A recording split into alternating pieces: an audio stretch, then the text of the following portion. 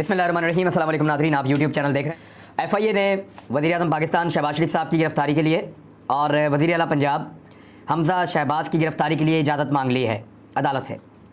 देखें, एक वज़ीर-ए-आज़म पाकिस्तान है, एक वज़ीर आला पंजाब है और दोनों ज़मानत के ऊपर हैं।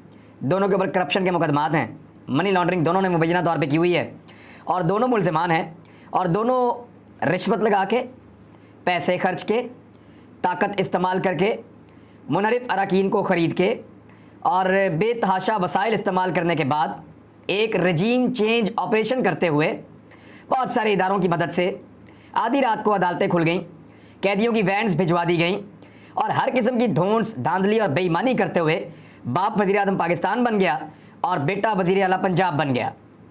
पंजाब इतना बड़ा सूबा है कि दुनिया के सैकड़ों मुल्क उससे छोटे हैं।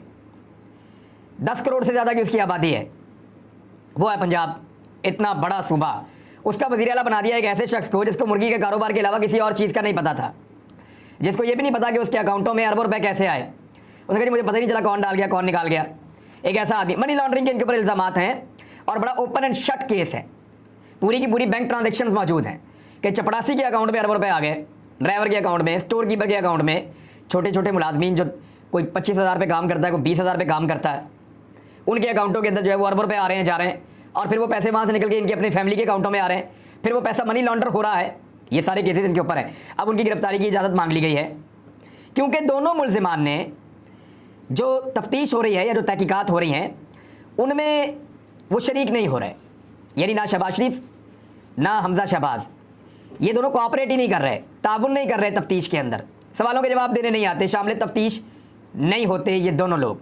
अब इसकी वजह से बहुत परेशानी है और FIA ये समझती है कि हमारे सवालात के जवाब नहीं देंगे तो हम केस कैसे मुकम्मल करेंगे। इस बुनियाद पर उन्होंने अदालत से कहा इनको गिरफ्तार करना, इसके बगैर गुजारा नहीं है। बात यह है कि अगर ये दोनों गिरफ्तार हो जाएंगे तो मुल्क कौन चलाएगा, ये सवाल उठाया गया TV चैनल्स पे। तो मैं बता देता हूँ, मुल्क वही चलाएगा जो चला रहे हैं। ना ये दोनों मुल्क चलाने के काबिल हैं, ना इनके अंदर मुल्क चलाने की कोई काबिलियत है, ना ये मुल्क चला रहे हैं। मुल्क वही चलाएंगे जो मुल्क चला रहे हैं और आप सब जानते हैं कि मुल्क कैसे चल रहा है। शहबाज शरीफ साहब और हमज़ा शहबाज साहब, इनके लिए हॉट वाटर से और बहुत मुश्किल पड़ी हुई है। 12 बज रहे होते हैं इनकी शक्लों के ऊपर और इमरान खान ने यह भांप लिया। साबिक वज़ीर-ए-आज़म इमरान खान ने एक और खिताब किया, उसने एक अजीब सा खौफ है शहबाज शरीफ के मुंह के ऊपर, इसके चेहरे पे घबराहट है। बूट पॉलिश करके इसने अपनी शक्ल देखी बूट के अंदर और इक़्तिदार में आ गया, लेकिन अब इक़्तिदार में आ गया तो जिम्मेदारी लेने को तैयार नहीं है।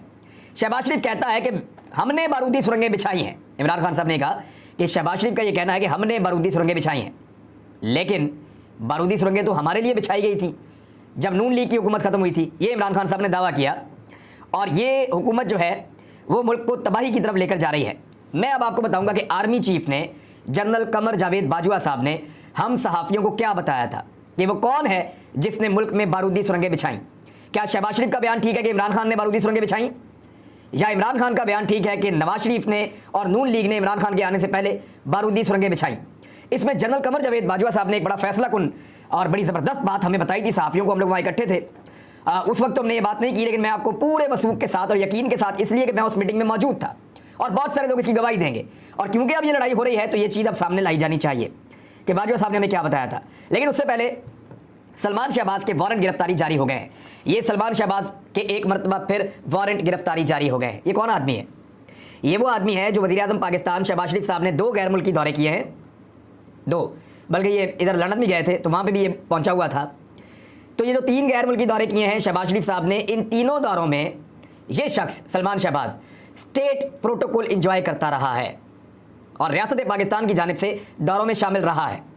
चाहे सऊदी अरब के शाही ख़ानदान के साथ मुलाकात हो, वहाँ पे आपको ये बैठा हुआ नजर आएगा। ये बंदा कौन है जिसको अदालत ढूंढ रही है?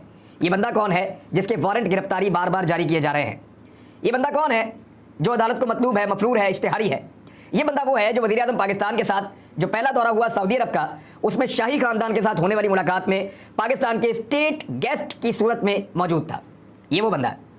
लंदन में भी ये ऐसे ही मौजे करता रहा है सरकारी प्रोटोकॉल्स को, और अब जब तुर्की का दौरा किया, परसों की बात है, तस्वीर आई है शहबाज शरीफ साहब की। शहबाज शरीफ साहब मिल रहे हैं रजब तैयब उर्दगान की फैमिली के साथ और ये एक high level state to state conversation है और हुक्मरानों की आपस की मुलाकात है। उसमें यही सलमान शहबाज, जिसको आज भी अदालत ढूंढ रही है और पुलिस को कह रही है FIA को कि ये वारंट गिरफ्तारी लो, इसको लेकर आओ, ये बंदा सरकारी प्रोटोकॉल के अंदर सरकार की नुमाइंदगी करते हुए यानी नुमाइंदगी होगी ना, स्टेट गेस्ट है उनका, और वहाँ पे वजीर आजम के साथ एक ही टेबल पे बैठा हुआ था अपनी बीवी को लेकर के। ये है वो सलमान शहबाज। अदालत ढूंढ रही है, पाकिस्तान का मफरूर और इश्तिहारी है, और पाकिस्तान के इदारे, शहबाज शरीफ साहब का प्रोटोकॉल, वो इसका बहुत ख्याल रख रहे हैं मुख्तलिफ मुल्कों में, पाकिस्तान नहीं आ रहा। तो ये है जनाब पाकिस्तान के निज़ाम कानून के साथ घटिया तरीन मजाक, भोंडा तरीन मजाक जो पाकिस्तान के निज़ाम कानून के साथ, पाकिस्तान की अदलिया के साथ ये खानदान कर रहा है बड़े लंबे अरसे से। तो अब तो बहुत खुलकर कर रहे हैं। ऐसा लगता है तकलीफ देना चाहते हैं अदलिया को, जजेस को, सबको, इदारों को, बताना चाहते हैं उनकी औकात कि तुम इसको पकड़ना चाहते हो। वो देखो, वो रियासत पाकिस्तान की जानिब से स्टेट गेस्ट बन गया जाके कई मुल्कों के अंदर, और उसको वही प्रोटोकॉल दिया जा रहा है जो वज़ीर आज़म को मिलना चाहिए, वज़ीर आज़म के साथ जो जा रहा है।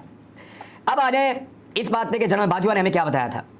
जनरल बाजवा ने साफियों को बताया कि मिफ्ता इस्माइल साहब उनको मिलने के लिए आए, और ये बात है सन 2018 की, जब PMLN अपने बजट पे काम कर रही थी।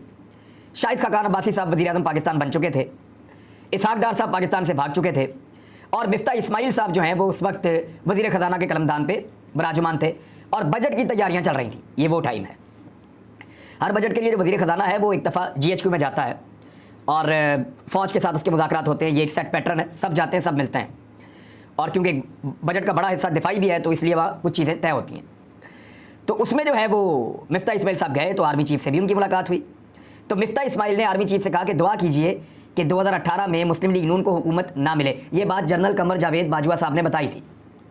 जैसे थोड़े दिन पहले कहा ना वो चौधरी गुलाम हुसैन साहब ने कि जनरल कमर जावेद बाजवा साहब ने ये बताया, और मैं दावे के साथ कहता हूँ कि वो कहें कि उन्होंने नहीं बताया मुझे, कि जो 19 अरब डॉलर चाइना से आए थे उनमें से सीधे सीधे आधे पैसे ये नून लीग वाले खा गए थे, इनकी जेबों में चला गया था। ये जनरल बाजवा साहब ने बताया था चौधरी गुलाम हुसैन साहब को। मेरे साथ दर्जन भर सहाफ़ी मौजूद थे, जहाँ उन्होंने बताया कि मिफ्ता इस्माइल आए मेरे पास और उन्होंने मुझे कहा कि दुआ करें जनरल साहब 2018 में हमारी हुकूमत ना आए। तो मैंने कहा क्यों? तो मिफ्ता इस्माइल ने कहा कि हमने इकॉनमी की वो हालत कर दी है कि जो भी इस मुल्क में हुकूमत बनाएगा 3 साल तक उसकी कमर ही सीधी नहीं होगी। इसहाक डार इस इकॉनमी में ऐसी माइंड्स लगा गए हैं, ऐसा बेड़ा गर्क करके गए इस इकॉनमी का, और ऐसे घिनौने तजर्बे करके गए हैं। और जनरल बाजवा साहब ज़ाती तौर पे, क्योंकि वो ये बात कर रहे थे तो हमने इससे ये असेसमेंट ली कि वो ज़ाती तौर पे बहुत खिलाफ है इसहाक डार के, कि इसहाक डार ने पाकिस्तान की इकॉनमी को तबाह बर्बाद कर दिया है। कि मईशत की सूरत हाल क्या है, जब PMLN की हुकूमत ख़त्म हुई तो 7 अरब डॉलर के ज़खायर वो छोड़ कर गए थे। 7 अरब डॉलर के ज़खायर उन्होंने छोड़े थे जब PMLN की हुकूमत ख़त्म हुई थी। लेकिन उसके बाद आ जाती है जनाब हुकूमत PTI की, तो 7 अरब डॉलर के कम तरीन सतह पे मुल्की रिजर्व वो छोड़ कर गए थे। PTI इसको अगस्त 2021 तक 20 अरब डॉलर तक ले गई थी। बाद में तेल की कीमतें बढ़ी तो उनको बैलेंस करना पड़ा, पेमेंट को थोड़ा कम हुआ। लेकिन जब मार्च 2022 आया तो ये रिजर्व 16 अरब डॉलर तक थे, उससे ज़्यादा थे, 16 अरब डॉलर से ज़्यादा थे जब शहबाज शरीफ ने हुकूमत छीनने की कोशिश की और हुकूमत लेना शुरू किया और हुकूमत ले ली। और इस वक्त जब शहबाज शरीफ की हुकूमत है तो ये रिजर्व वापस 9 अरब डॉलर पर पहुँच गए हैं, और जिस तरह ये मुल्क को चला रहे हैं लगता है ये तबाह बर्बाद कर देंगे। तो ये तो आदाद शुमार है वो मैंने आपको बता दिए हैं। अब एक और तस्वीर आजकल सोशल मीडिया पे गर्दिश कर रही है, ज़रा इस तस्वीर को आप देखिए। ये हमारे इस मुल्क के बेटे हैं, पाक फ़ौज के जवान हैं, यूनिफॉर्म पहना हुआ है, हमारा पाकिस्तान का फ़ख्र है, हमें शोहदा की कुर्बानियों पे फ़ख्र है, और इनकी वजह से पाकिस्तान सलामत है। इन्होंने बगैर शिकवे के, बगैर शिकायत के पाकिस्तान के लिए कुर्बानियाँ दी हैं, तो इनकी तौहीन ना की जाए, मेरी ये गुजारिश है। ये तस्वीर जब मैंने देखी तो मुझे बहुत दुख हुआ। पैसों के लिए कोई ऐसा नहीं करता जो कुर्बानी हमारी फ़ौज के जवान देते हैं। इस वर्दी के ऊपर जो है वो पूरी कौम नाज करती है, फ़ख्र करती है, इनसे प्यार करती है। इन पाकिस्तानी बेटों की तो तौहीन ना करें ना मुस्लिम लीग नून वाले। अपने इंपोर्टेड वज़ीर आज़म को संभाल कर रखें और काबू करके रखें, कि अपने जज्बात पे काबू करें। उन्हें बावर्दी सामने बिठाकर लेक्चर देगा, ये वज़ीर आज़म देगा? क्या ये जायज़ है? कोई भी गैरतमंद पाकिस्तानी इस बात को बर्दाश्त करेगा कि उनके सबसे एक ऐसा आदमी बैठ के लेक्चर देने की कोशिश करे जिसके ऊपर मनी लॉन्ड्रिंग के केस है, जिसके ऊपर करप्शन के इल्ज़ामात हैं, जो ज़मानत के ऊपर है, जिस बंदे को इदारे गिरफ्तार करना चाहते हैं, जिसका ओपन एंड शट केस है 2 नंबरी का और फ्रॉड का? ऐसे बंदे को, जिसका भाई मुजरिम है, सजा याफ्ता और भागा हुआ है पाकिस्तान से बाहर, जिसका एक बेटा इश्तिहारी है और दूसरा उसके साथ शरीक मुजरिम है, उसको बैठ के सुनेंगे? मेरे ख्याल में ये एक डिसिप्लिन्ड फोर्स है। वो अपने मुंह से तो आपको ये नहीं कहेंगे कि आप ये ना करें, लेकिन क्या ये अच्छा लगता है कि एक मुलजिम जो जमानत के ऊपर है वो जाए और जाकर पाक फौज को, जो यूनिफॉर्म के अंदर बैठे हुए हमारे जवान हैं जिनका पाकिस्तान पे बहुत एहसान है, उनको जाके लेक्चर दे? और एक ऐसा शख्स जिसका कोई कैरेक्टर नहीं है करप्शन के अलावा इस वक्त तक। यदि आप नीट एंड क्लीन हो जाएं, आगे इलेक्शन लड़ें और वज़ीर आज़म पाकिस्तान बन जाएं और फिर आप अपने सारे शौक पूरे कर लें। यदि एक आम यूनिवर्सिटी का नौजवान भी होता है ना, वो इस तरह के मुतनाज़े लोगों से डिग्री लेने से इनकार कर देता है, ऐसे लोगों से असनाद लेने से लोग इनकार कर देते हैं, ये नौजवान कर देते हैं।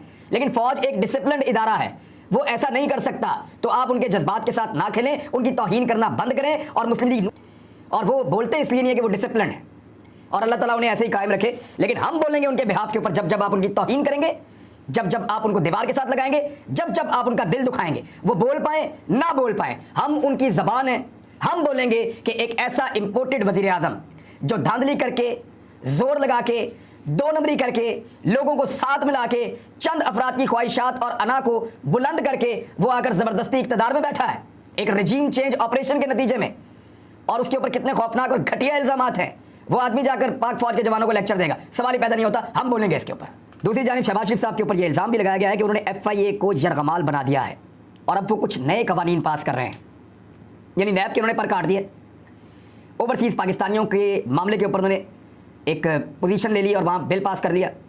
फिर उन्होंने जो है वो इलेक्टोरल रिफॉर्म्स के नाम के ऊपर इलेक्ट्रॉनिक वोटिंग मशीन भी खत्म कर दी। अब वो कुछ नई चीज़ें भी करने जा रहे हैं। मैं नैब के ऊपर मैंने पूरी तैयारी की हुई है, मैं आपको एक पूरा वीलॉग, बल्कि अगले वीलॉग में आपको करके बताता हूँ मैं कि ये क्या करने जा रहे हैं। बहरहाल सदर पाकिस्तान ने मना कर दिया है, और उन्होंने कहा कि ये आइन की रूह के खिलाफ है जो तुम लोग कर रहे हो, जो नैब के साथ कर रहे हो, जो इलेक्टोरल रिफॉर्म्स के नाम के ऊपर धांधली की तैयारी कर रहे हो। सदर पाकिस्तान ने उसको इनकार कर दिया है पास करने से, क्योंकि सदर के पास जाती हैं समरीज़। तो उसके बाद आखिरी ऑप्शन ये रह गया हुकूमत के पास कि वो मुश्तरका इजलास बुलाएं, कौमी असम्बली का और सेनेट का, और मुश्तरका तौर पे उसको वहाँ से मंजूर करवा लें। उसके बाद सदर की मंजूरी की ज़रूरत नहीं रहती। दूसरी जानिब चेयरमैन नैब की तकर्री के हवाले से एक दरखास्त दायर कर दी गई है कि चीफ जस्टिस ऑफ पाकिस्तान की मंजूरी के बगैर आप किसी आदमी को चेयरमैन नैब तैनात नहीं कर सकते। मामला उतने आसान भी नहीं है शहबाज शरीफ के लिए और हमजा शहबाज के लिए जितना उनको लगता है। लोड शेडिंग का इन्होंने बेड़ा गर्क करके रख दिया कि इलेक्ट्रिक 15 घंटे तक लोड शेडिंग ले गई है। इन्होंने दावा किया था 1 मई से अब तक कोई लोड शेडिंग नहीं हो रही। शहबाज शरीफ ने कहा 2 घंटे से ज़्यादा नहीं होनी चाहिए, हर घंटे के बाद 2 घंटे की लोड शेडिंग हो रही है इस वक्त पाकिस्तान में। और ये आपस में झगड़े करके लोगों को बेवकूफ़ बना रहे हैं। हम पेट्रोल वापस ले रहे हैं, अफसरान का पेट्रोल वापस ले रहे हैं, उनका कुछ वापस नहीं ले रहे, सब 2 नंबरी है। बस टीवी पे खबरें चलाएंगे, वो सारी मुराद, वो सारी चीज़ें, 2-2 गाड़ियाँ, 4-4, 6-6 गाड़ियाँ, 2-2 घर, वो पेट्रोल, वो सब कुछ वो इनके पास मौजूद रहेगा। हालांकि वो पीनट है, लेकिन वो इनके पास मौजूद रहेगा। ये कोई चीज़ नहीं छोड़ेंगे, ये सिर्फ अवाम का खून और अवाम का पसीना निचोड़ेंगे और अवाम की जान निकाल के छोड़ेंगे, जो ये इस वक्त तक कर रहे हैं। गैस की शदीद लोड शेडिंग, यानी इन्होंने टेक्सटाइल को गैस की बंदिश कर दी है, उनको गैस नहीं दे रहे, वो अपने ऑर्डर पूरे नहीं कर पा रहे, उनके भी कारोबार का बेड़ा गर्क कर दिया है, और वो इसके ऊपर सरापा एहतजाज है। 45% तक गैस की कीमत में इन्होंने इजाफा कर दिया है। 5% इजाफा हो जाता ना खुदा न खास्ता इमरान खान के दौर में, तो मीडिया ने बेड़ा गर्क कर देना था पाकिस्तान तहरीक इंसाफ का, पूरा उधेड़ के रख देना था। 45% का इजाफा। ये देखिए आप, पेट्रोल 1 हफ्ते में 60 रुपए फी लीटर बढ़ा दिया, बिजली 8 रुपए फी यूनिट बढ़ा दी, गैस 45% का इजाफा कर दिया। आटे वाले कह रहे हैं हम आटा महंगा देंगे नहीं तो हड़ताल पे जा रहे हैं। किरायों के अंदर इजाफा, हर चीज़ में इजाफा करने के बावजूद इस मरतबा मीडिया ये नहीं कह रहा कि महंगाई हो रही है, वो ये कह रहे हैं कि मुश्किल फैसले लिए जा रहे हैं। फटे मुंह ऐसी सहाफत के ऊपर। अब तक के लिए इतना ही, अपना ख्याल रखिएगा, अपने इस चैनल का भी।